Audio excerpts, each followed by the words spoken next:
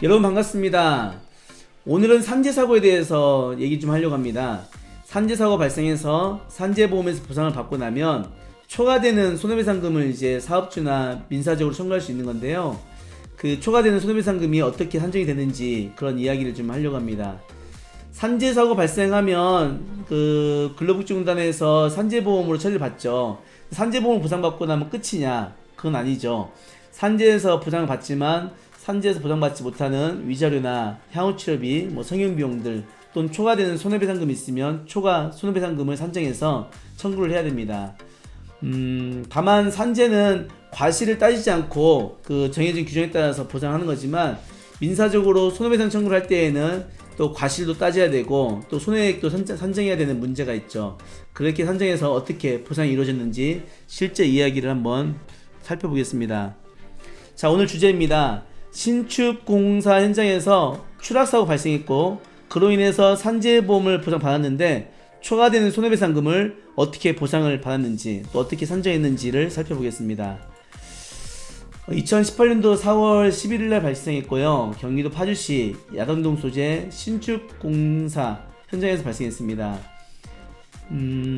건물 바닥에 콘크리트 타설로 하기 위해서 설치된 바닥 매트 10cm로 철근이 배치되어 있는데 위에 올라가서 위에서 아래로 내려오기 위하여 설치된 계단으로 가던 중 계단 바로 앞에서 신발이 철근에 걸려 넘어지면서 중심을 잃게 되었고 대략 1m 정도 깊이 아래로 떨어졌던, 그래서 탈골과 골절이 발생했던 사고입니다. 보험급여 지급 확인원, 이거는 이제 근로복지공단에 산재 처리하게 되면 나오는 서류죠.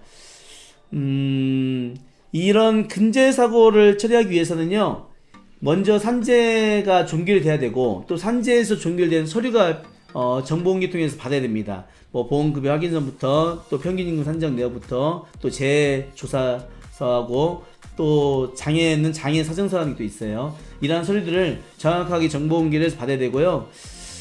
진짜 전문가로 가는 길은 제가 앞서 올린 영상도 있지만 어떤 사고에 있어서 어떤 서류가 어떻게 또 어느 기관에서 서류가 정확히 필요한지를 정확하게 알고 맥을 짚는 게 진짜 전문가 중에 전문가인 것 같습니다. 그냥 근로복지공단 정보공개에서 서류 받으면 된다 이런 게 아니고 어떤 서류를 어떻게 받을 것인지를 명확하게 아는 게 경험에서 나온 거고 또 그런 서류를 어떻게 활용할지를 알기 때문에 요청하는 거거든요. 진짜 전문가는 이런 서류를 한 번에 제시하고 받는 것 같습니다. 자, 보험급여 지급 확인원을 통해서 사고 원인을 파악할 수 있었고요. 1m 아래로 떨어졌던 것을 확인할 수 있었고, 요골 손목이죠. 상단에 상세불명의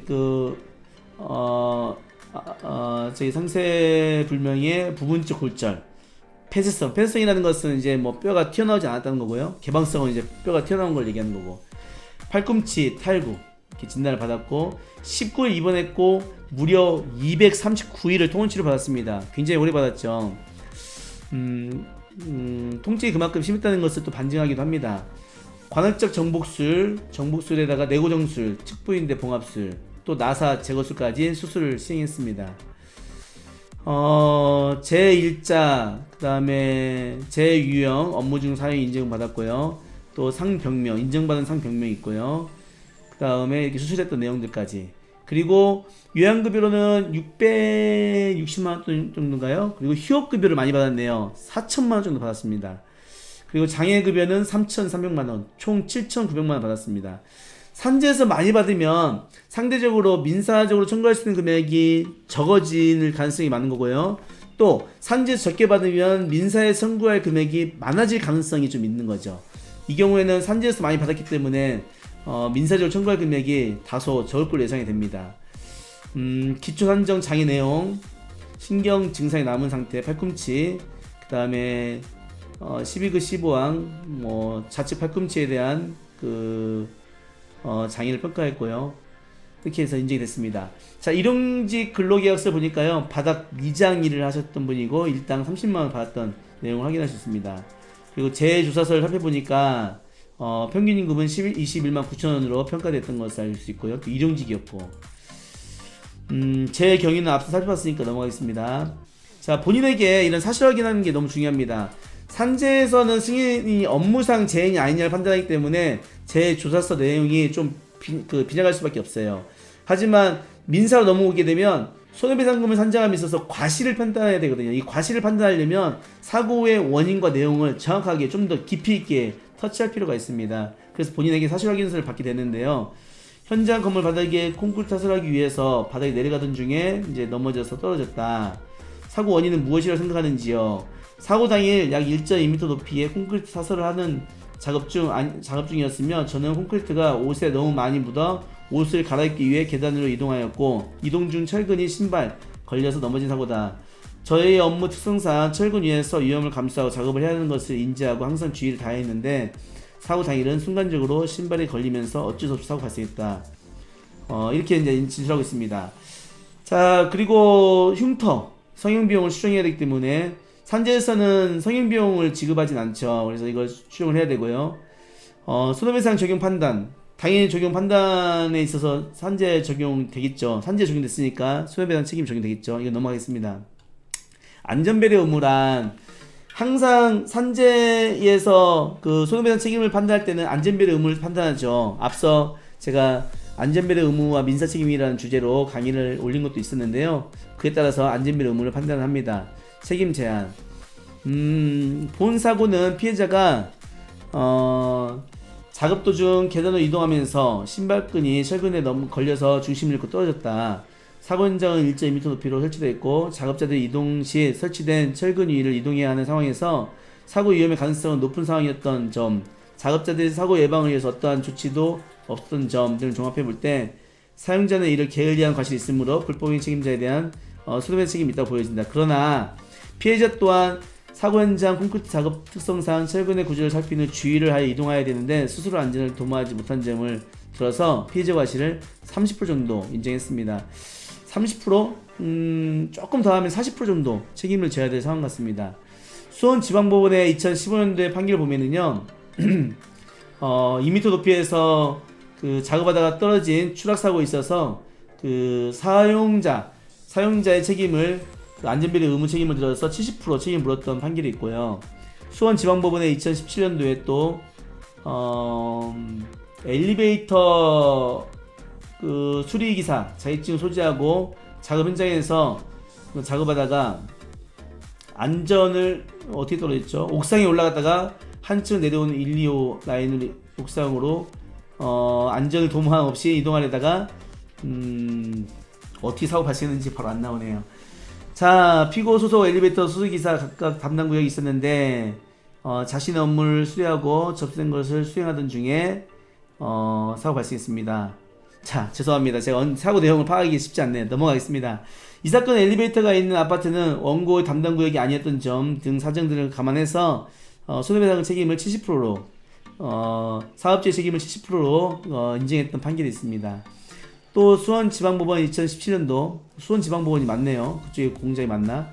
원고에게는 스스로 안전을 도모하고 주의를 기울여 작업을 하였어야 함에도 불구하고 이를 제대로 행하지 않은 잘못이 있고 원고의 과실도 손해배상의 확대 원인에 있다고 보여지므로 30% 책임을 지고 70%를 제한했던 또 판결이 있습니다. 춘천지방법원의 2017년도에 점심을 먹고 작업하다가 어떻게 사고 났죠?